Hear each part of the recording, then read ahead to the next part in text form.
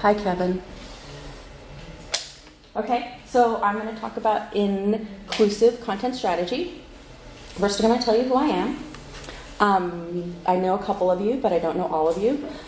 My name is Amy June Heinlein, that's title camel case, and my preferred pronouns are she and her. I am an open source community ambassador for Canopy Studios. What does that mean? Sort of a unique position. I promote our favorite content management platforms. I help everyone contribute back to their projects. I help organize and market Ally Talks, which is accessibility talks. We do a virtual online meetup where we have speakers and discussions and we talk about accessibility every month. I believe that all information should be accessible. I was a hospice nurse, I still am a hospice nurse in a previous lifetime, so I have this rich medical background that helps me understand what people's needs are as far as accessibility goes. I'm a mother. I like comic books, I like geocaching, I like to hunt for mushrooms, so all kinds of fun stuff. Oh, and in another previous lifetime I did air-cooled Volkswagen repair, so. Canopy Studios sponsors my time. We are a fully distributed company. We do open source website from strategy, design, development, all the way to support. So we're a full service agency. We specialize in data-driven intelligence solutions. We work with nonprofits, we work with higher ed, we work with everybody. So we try to create and maintain open source websites that have an impact. So that's Canopy. So who are you guys? Are there any project managers here? I'm project manager in training. I've been a project, but I want to get the certifications now. And do any of there's a lot more money. Yeah. Do any of you work in sales? No. Everybody works in sales. Everybody is in sales. Developers? I develop something. Mm-hmm. What do you grow? Load sticks at code and break them. I work for a nonprofit and mostly work on the application side. We have a blend between Civi, which is sitting on Drupal. Mm-hmm. Cool.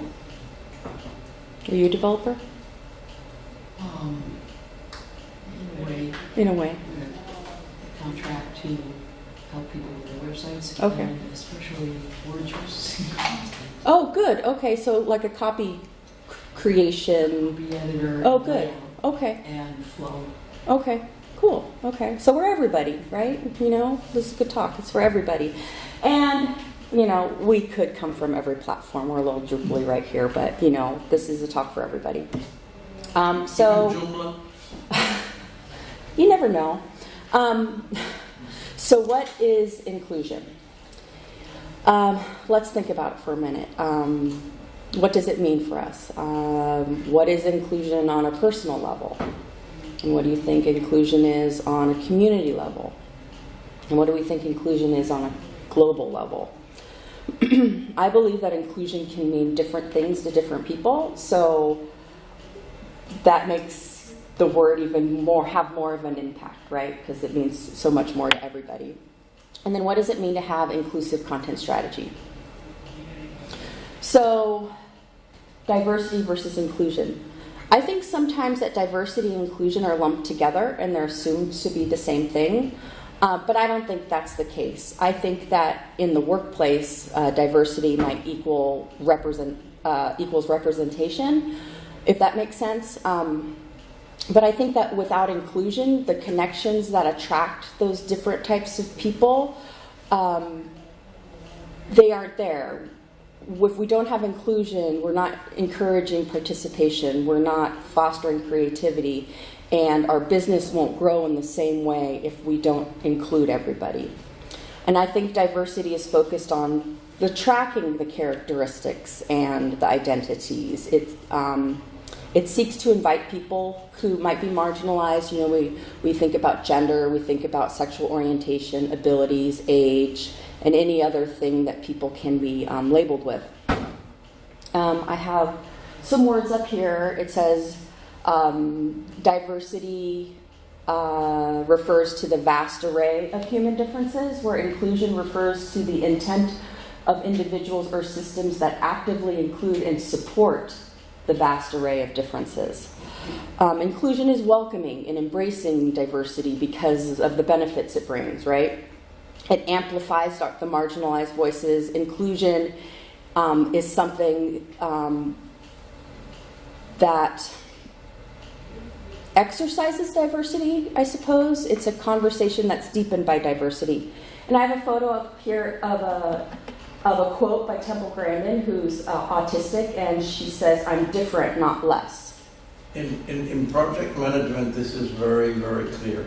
Because if you want a good team, it needs to be diverse in age, in ethnicity, in backgrounds, in skill sets. But they have to work as a team, and they need to feel like they're part of it, and that's the inclusion. If you don't feel you're part of it, you might be diverse, but you're on the outside. You're not going to work as a team. Yeah, we need to empower and embrace it, not just recognize and tolerate it. And this is one of my favorite quotes by Verna Myers. "Diversity is being invited to the party. Inclusion is being asked to dance." I like it. Yeah, I like it a lot too. It. That's really nice. So, let's see. Diversity alone doesn't drive inclusion because I think without inclusion, there's sort of that diversity backlash. Another quote I like is, "Diversity is when you count the people, and inclusion is when the people count." You know, just a little bit more of a spin on that. Because in the marginalized communities, it's the difference between, like I said earlier, just being tolerated versus being accepted and celebrated for the part that you play in the community. Embracing accessibility, because sometimes we don't think about diversity and inclusion and accessibility in the same space, but accessibility is a really important part. And how do we embrace accessibility? First, we have to understand what it means. So in the context I'm going to talk about today, I'm talking about providing rich and engaging accessible content to people. Well, to everyone. So accessibility is for everyone. Being accessible means that anyone can readily access the information you're putting out, the services, the venues, and written content. It's all important. Inclusion is not giving special privileges. It's making sure that some of those barriers are removed. So I don't know if you've seen this, there's a set of pictures out that talk about equal versus equality and equality versus justice, where there's three people of different heights, and for equality they're given a box all the same size, but they still can't see over the barrier, where equity is they're given boxes of all different sizes to make sure that they have equal access to the view, that sort of thing. So, and of course there's that important part of removing the fence in the first place, but we're not quite there yet. So what makes accessible content? According to WYSIWYG, there's 4 general parameters that we consider. We need to make it easy to see, so we accommodate people's visual needs. We need to make it easy to hear, so we accommodate their auditory needs. We need to make it easy to interact, so we address their motor needs. And we need to make it easy to understand, accommodate cognitive needs. So there's see, hear, interact, and understand. We need to make the experience as inclusive as possible, regardless of things we cannot control, too. Some of the types of things we can't control. And this is just sort of like broadening the definition and understanding scope is even computer size matters when we're talking about accessible content. Are they on a tablet? What phone operating system are they using? Those little things are all things we need to think about when we deliver content. Accessible content means that we need to use plain language. We need to have our structure in a way that screen readers and people can navigate and easy to understand. We provide text alternatives. We all know about alt text and description text and title text. We provide transcripts when necessary, and captions and subtitles. And these are things I'm going to talk about later in the presentation too. Meaningful content. So what does it mean to have meaningful content? And this goes back to my session description. I say that inclusivity is at the heart of an effective content strategy. Accessible code is great, but if you're leaving some of your readers behind because of the content, it's not accessible anymore. And who are our readers? Well, of course we have our target readers, right? Like if we're doing technical documentation and white papers and that sort of thing. So there's always exceptions, but we want to think about our content is everybody. Everybody should have access to all the copy. And meaningful content means no assumptions. Assumptions create barriers. We can't assume a person's political stance. We can't assume their socioeconomic level. We can't assume their abilities. Because remember, as we get older, our needs change, our vision deteriorates, we're not able to move. We need to think about situational disabilities. I recently had a broken arm and a dislocated shoulder. So using a mouse was extremely difficult. It was really hard for me to use websites because I could not get to the information by tabbing.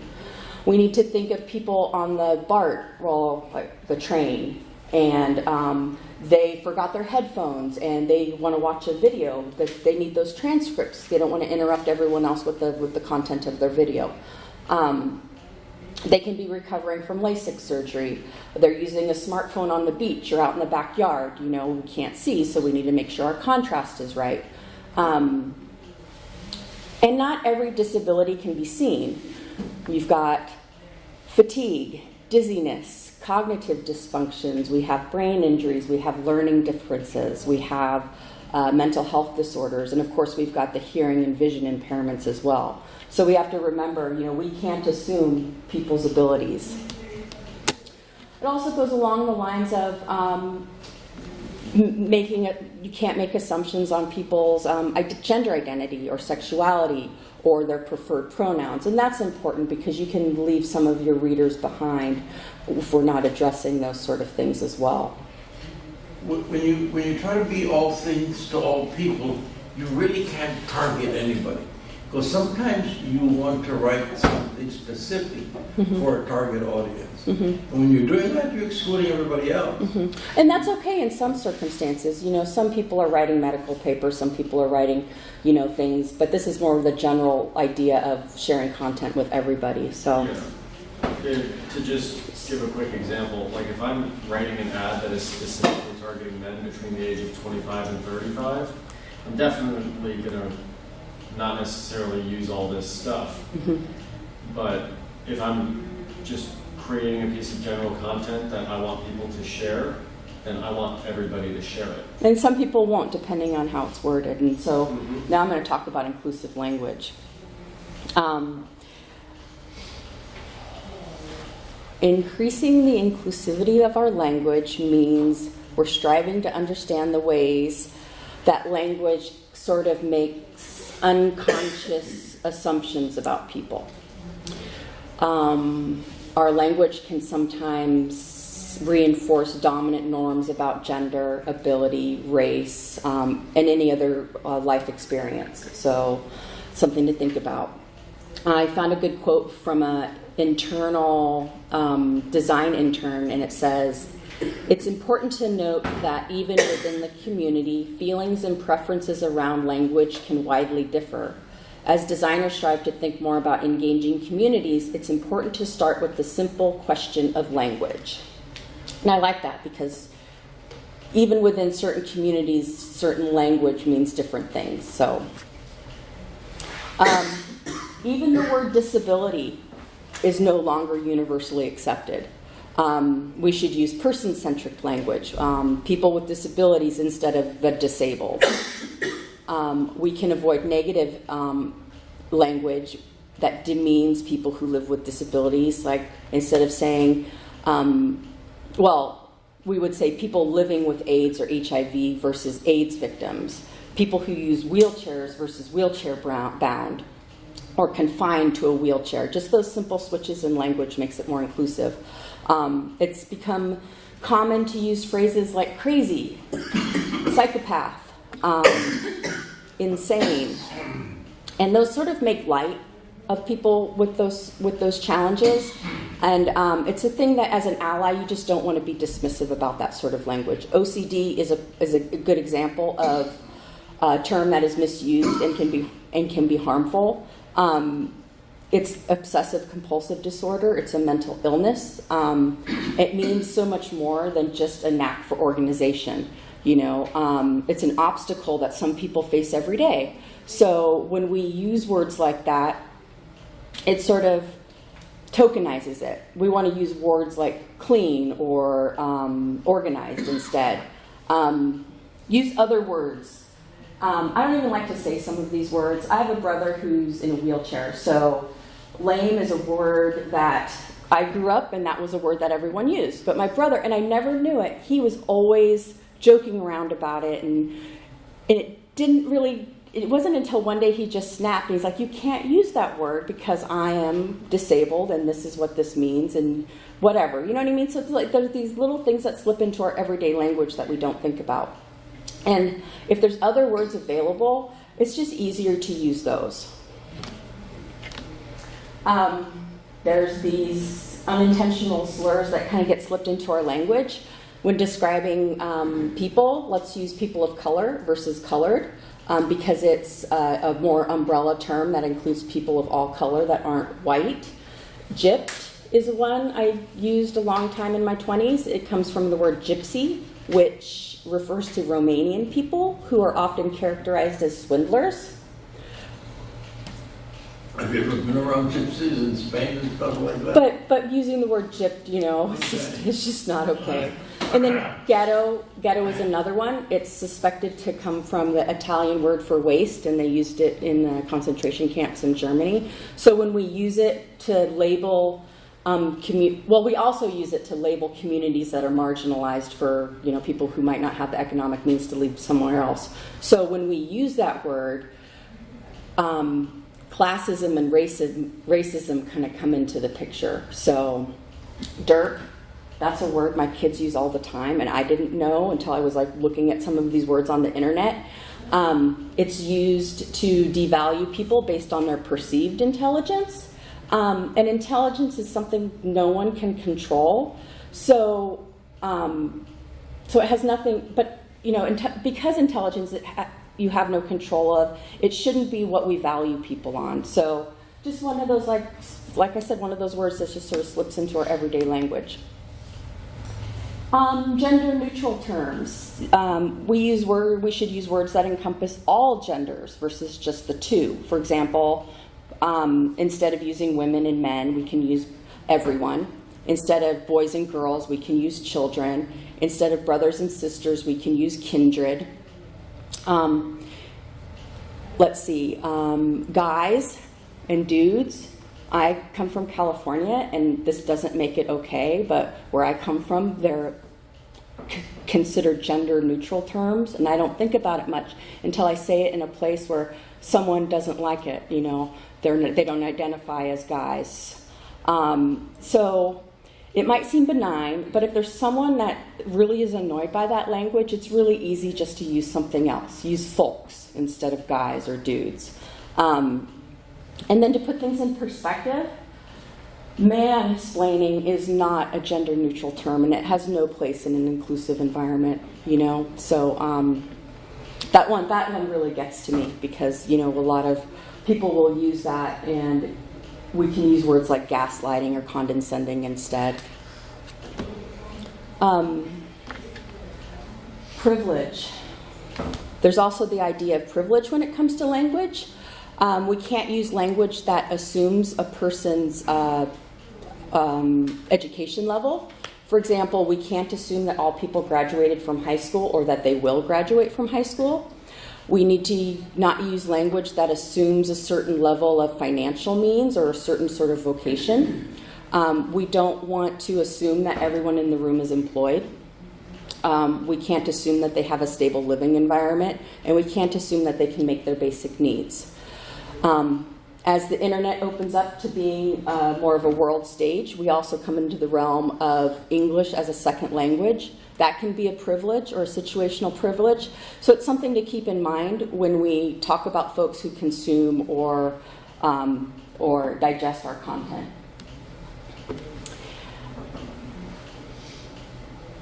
So what can we do? We as content authors and designers and coders, we need to go beyond empathy, and we need to include the community as participants in our content strategy. We need to make sure that the people we are looking at aren't afterthoughts. We need to think about them before we write our content. So what can we do? Article copy. We can create article copy that is more inclusive. We can start with using clear headlines and subheadings. And I'm going to go over some of this stuff later too. We can break up our content so it makes it easier to scan. We can add bullet points, make our sentences shorter, not use long words, use plain language. We can use images and diagrams to reinforce the content. We can use pronouns. The user is you, the organization or agency is we. And then we use words that our readers or consumers use. By using their keywords, it helps them understand the content a little bit better. And I'm going to put these slides up afterward too. So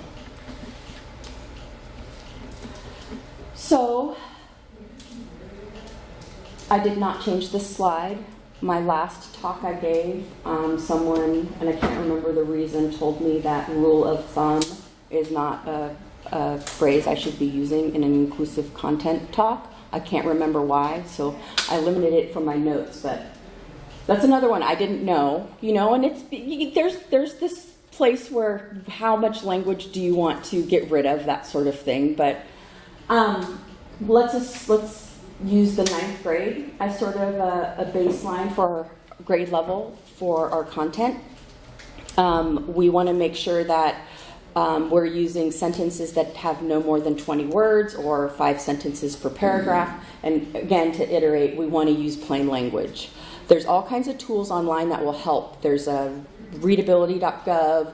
In Microsoft, if you use their products, they have spell and grammar checks that also include reading level and how the length of your sentences and that sort of thing. And again, there's exceptions, medical papers, technical documentation, that kind of thing.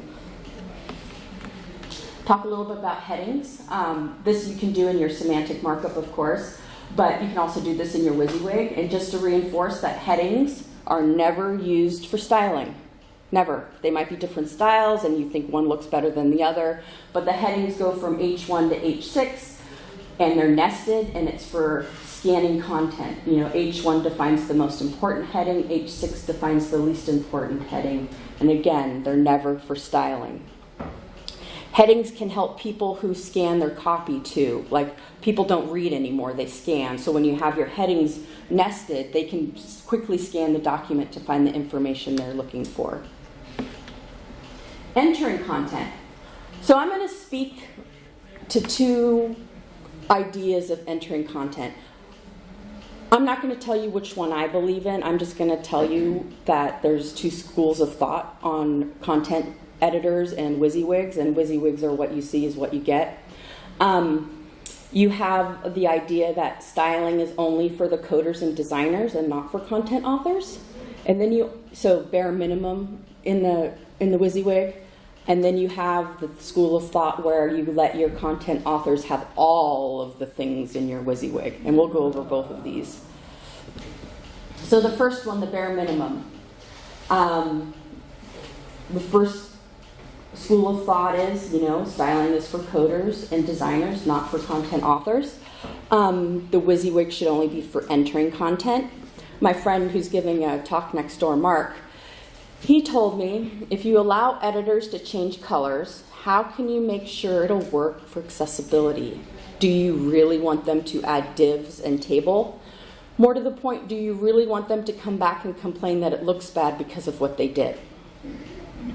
So he went on kind of to say, design is all about consistency and allowing the content editors to have full range can kind of mess up the content because it's no longer consistent, that kind of thing. And that his idea is if you set up the styles in a style sheet, it's already there, and all the authors would have to do is just, everything's there. So let's look at this WYSIWYG. This is the one Mark said to use. What's it do? It lets you do bold, it lets you italicize, it lets you add an image, it lets you have a link. Not much to it, right? You can't really go wrong. And then there's this. My friend Donna from Tandem, she's like, give them everything. You can change your heading styles here. You can add, I don't even know what all these buttons are. You know what I mean? I don't know. It looks like there's options to add bullets, strike through, tables and charts, that kind of thing. So let's talk about why this is an okay WYSIWYG to use. Content authors are active participants, right? In a lot of cases, once the designers and coders are done, it's the content authors who are in the website day to day. So if we train our coders and our designers to ensure that they understand accessibility, we can train our content authors as well. Companies who write content every day should take that investment to train their content editors and authors the same way they train their content or their coders and designers. We can set up the WYSIWYG with styles that are accessible to start with. We can put in tooltips around the WYSIWYG so content authors understand what the buttons are. We can restrict the editors to certain themes and styles. Because our content authors and creators they're pretty spectacular people, you know, and to not have them live up to the same expectations as our coders and designers sort of, I don't know, like maybe is a little bit insulting, you know. So both schools of thoughts are okay. I'm not saying one is better than the other, you know, there's two different approaches, so. But there's some really, really ugly and bad and dysfunctional designs out there. Yeah. Because they have a bunch of people Sure. that are given tools that really work against them because they don't know how to use them. Sure, yeah, and like with education and training. Yeah, and that's very true. Was a little too bare. And Give them everything scares the heck out of me. Yeah. Just can't get it, and they change personnel too. Mhm. It's like, And then oh, we there's- got a letter. Mhm. And then there's another big issue here. A couple of years ago, I decided to go into multimedia because people are not reading anymore. So, and now as AI is able to scan emotions and facial expressions, the game is completely changed. Mhm. So before, search engines would just search this. Now you have facial expressions. Now you have environments and color, and it means different things to different people. Yellow in the United States is somebody who's a coward. Yellow in Japan is the color of the rising sun, and for them it's something else. Sure. So there comes a point where with copy you have a little bit more control, but now you have music, now you have lighting, now you have color, now you have a whole bunch of other things. So And that's a this- whole nother talk. So, hiring practices, and this is what actually started this presentation, was someone within our company said the way we had our hiring statements and our equal opportunity employment statements, she would not recommend someone to work for us because of the language. And we looked at it and were like, wow, you're right. So this is what started this whole talk. So I'm going to talk about equal, this is just an example of a piece of copy, you know, good example. But equal opportunity employment statements.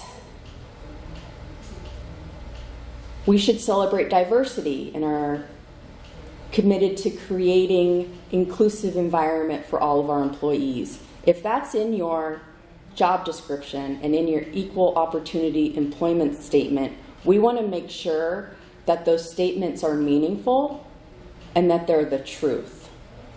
So along with writing meaningful content can sometimes mean a shift in your practices.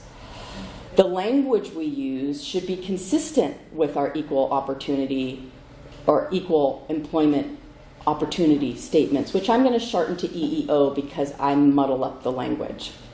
They lose some of their effectiveness if they're not consistent. And same thing goes for ads that may exclude some protected groups. For example, when we use words like young, we're excluding a whole part of our audience. If we use the word clean-shaven, that excludes people. You know, if you say no headwear, that can exclude, you know, some religious people who, you know, that's part of who they are. It's also good to practice. It's also a good practice to include an informal equal opportunity employment statement on your careers page, because right before people apply, they go to that page and kind of check you out. Let's talk about copy for events. Accessibility means everyone, again. We need to make sure that when we advertise our events, they're advertised as friendly for everyone. We need to include a contact form where people can share all the needs that they have. They shouldn't reach out to you if they have a need. You should ask them if they need something. Do they need special accommodations because they're families? Is there a nursing room? Is there a quiet space? Is there a family-style bathroom? And then how are we supporting our neurodiverse friends, you know, our friends who have autism or sensory overload? Are there places in our venues that are dimly lit? Can we open a window? Are there places to go outside that don't lock behind them where they can come back in after a moment of catching their breath? Is the venue accessible to everyone? How much time do you have between sessions? Can people get to sessions in time and not have to walk in once the session's started? Are the doors wide enough for wheelchairs? Are there elevators? Another one is, are our after parties only at bars? So all these little things kind of, when we advertise our events, we need to be more inclusive. And also like reaching out to people if there's dietary restrictions, that's pretty important. Also, once we get to our events, are our presentations accessible? We need to make them easy. It goes back to those 4 things. We need to make them easy to see. We want the folks in the back of the room to see our slides too, so we want to make sure our fonts are large and our color contrasts are large. That's why I asked if we wanted the lights dimmed so we could see a little bit more. We want to make sure that we describe images, if there's images on the screen, for people who might not be able to see them in the back of the room. We want to make sure that everyone can hear. Do we need a microphone? Can you hear me? That's another question I ask at the beginning of my presentation. We need to make sure that we have transcripts and auto captioning when they're put up online, and Kevin does that for us once they go on YouTube. We need to make sure that if we're at a venue, do we need live captioning or American Sign Language interpreters for some people? Those are questions you ask too. And I leave room at the bottom of my slides. My general rule is this K. I leave room at the bottom of the slides so when they're captioned, I'm not covering up any of my content. So something to think about. WordPress events, they do live captioning, and sometimes if you have a real text heavy, it's distracting because you're seeing the captionings over your thing. And then of course always ask the question, can you hear me in the back? Shutting the door, you know, things like that. We need to address things like visually induced motion sickness. We want to avoid rapid slide transitions. We want to avoid flashing lights and rapid animations. GIFs, we all kind of like the GIFs and stuff, but we need to make sure that they're not distracting to some people and that they're not just too busy. And if your slide's up there for a long time, pause it, you know, because that can be distracting to some folks. Because some types of the rapid motion and stuff can induce seizures. addressing people's cognitive needs, like are they dyslexic? So we break up our text-heavy slides with bullet points, so we don't have a big brick wall. We make sure that, you know, our sentences aren't all jam-packed and there's enough space between each line. Subtitles and captions. This is something like we don't necessarily worry about in presentations because most of the time once they go up on YouTube, those come up for free, but subtitles are lines of text that are transcriptions. There's two types. There's closed and open. Closed captioning is something that appears on the bottom of your screen. As a viewer, you can turn them on and off. And you can have the option when you share your video that people can change those and make them more correct. And then there's open captioning that's always on the screen and can never get turned off. That can be problematic, but those are the two options. Captioning has universal design benefits for people other than hearing impairments. People whose first language isn't English, captioning can help them understand a little bit better when they read the content versus hearing it. And things like the situational, when you're on the bus and you have the phone on and you don't want other people to hear. They can be time consuming, but I think they're really important for accessibility. They're also incredible for search engine optimization, just saying. Sure. And a lot of SEO goes hand in hand with accessibility too. It So does. we're going to talk about images. We need to make sure our images have captions and alt text, you know? We need to make sure that there's verbal descriptions when needed. So I have a picture up here with a broken image, and it says dog walking. Because there's people who have images turned off in their browsers. There's people who it takes a long time for their images to load in the browser, but that alt text will come up first. We have screen readers that are reading our alt text. We want to make sure that our captions and alt texts are succinct and to the point. Depending on what the picture is, how much context you need is how long your description should be. You don't need to describe every single thing in the picture if it's not relevant to the rest of your content.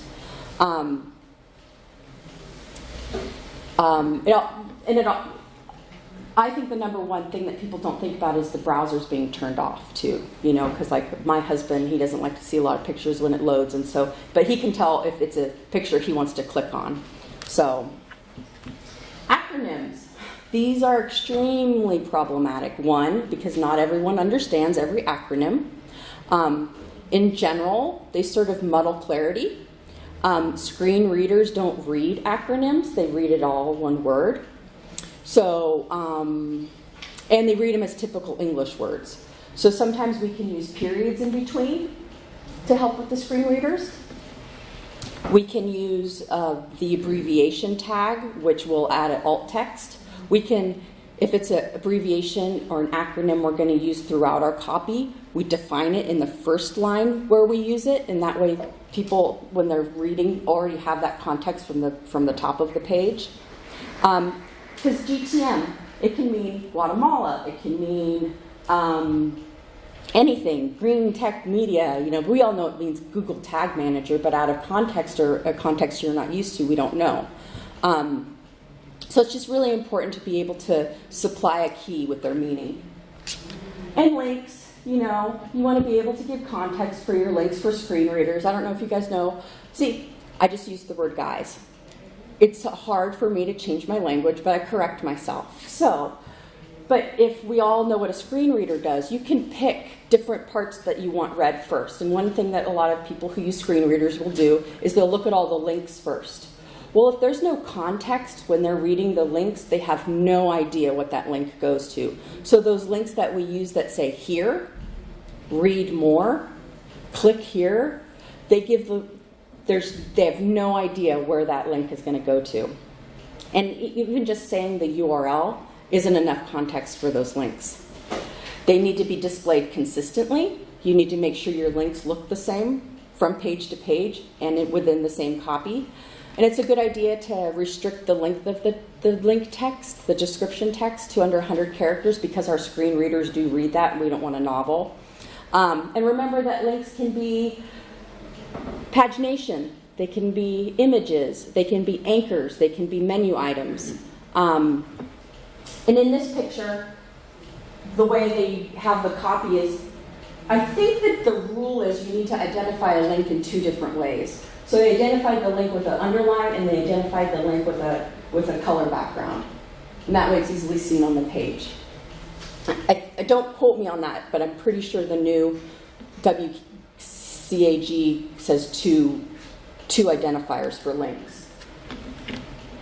Social media. You know, there's a lot of content involved around social media. Emoticons. We all use emoticons, right?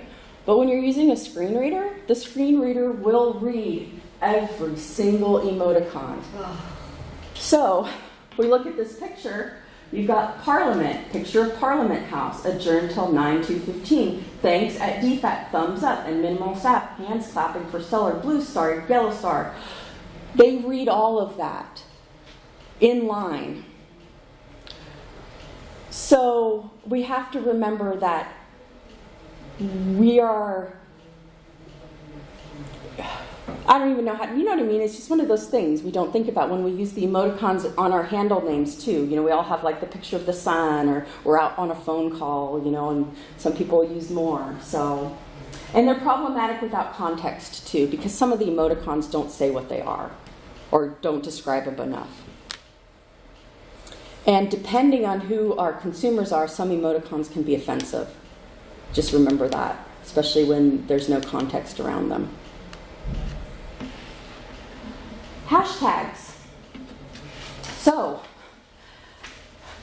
I came across this hashtag, all lowercase, NOWTHATCHERISDEAD. And I'm like, Cher's dead?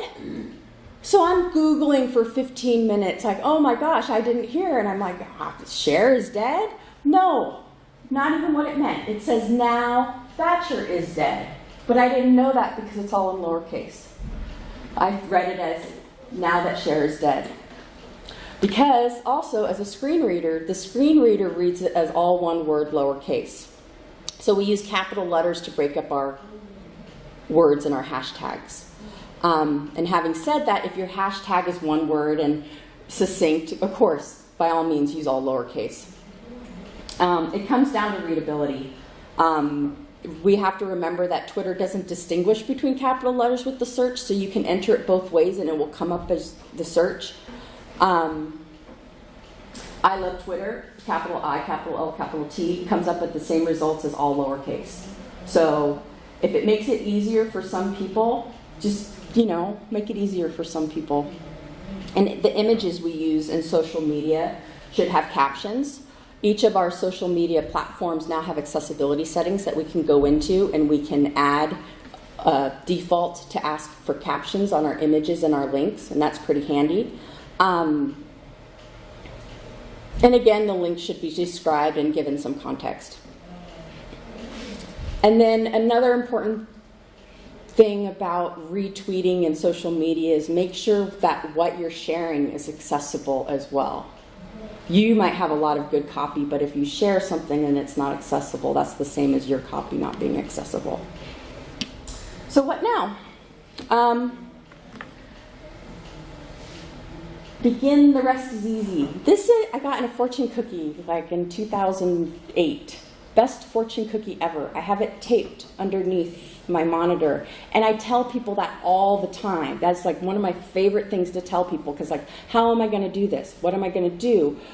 I say begin. That's the hardest step, and the rest is easy.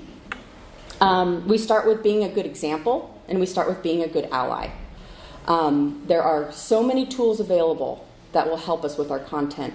We can use accessibility checkers. We can use readability checkers. We can use the Hemingway app, which talks about passive language and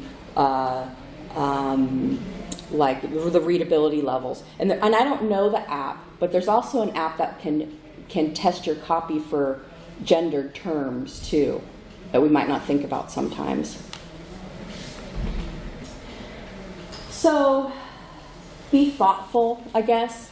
You know, it's doubtful you'll ever be called out for being too considerate. Oblivious communication is a quick way to lose our audience and our readers. You can choose between behavior that upsets some people and behavior that upsets no one. Why wouldn't you pick to upset no one? Why wouldn't you default to neutrality? Language is powerful, and we need to remember that the expression and the content structures that we use may leave our audience behind. And there's a certain part where, like, how much is too much, you know? Because once you start digging in and seeing like how many ableist terms there are, or racial slurs, or gendered pronouns, it can get overwhelming, and you're like, wow, that is just out of the world and crazy. But my thing is, if someone mentions to you that they don't like that, then let's just eliminate that from our language. So what's inclusion? Oops, sorry. No one saw that. Me and Mark, we present at a lot of different conferences together, and we always present at the same time. We have never seen each other's presentations. Ever.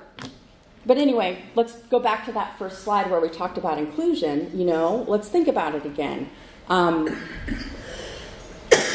What is inclusion on a personal level? And then what is it on a global level? And what is it on a community level? And I think the takeaway I want from like doing this kind of talk is that inclusion can mean different things to different people, and why, like I said, why not just default to neutrality and not leave, you know, try to include everybody. And then there's all my stuff, usually Volkswagen chick.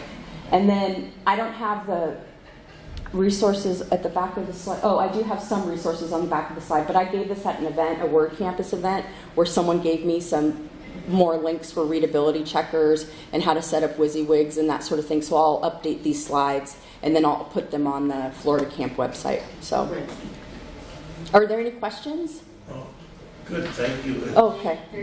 Okay.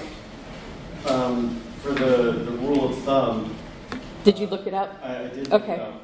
So apparently when British common law was beginning to outlaw beating your wife,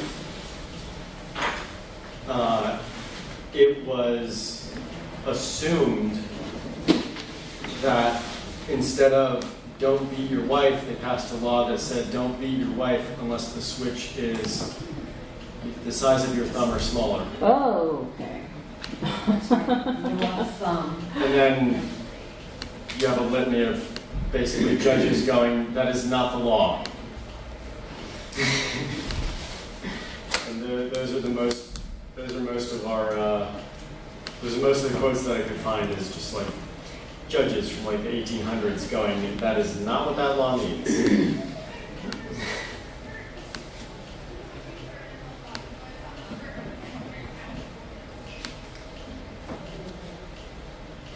But that being said, rule of thumb existed before those events ever took place. Okay. Because also, you use your thumb as a measuring device.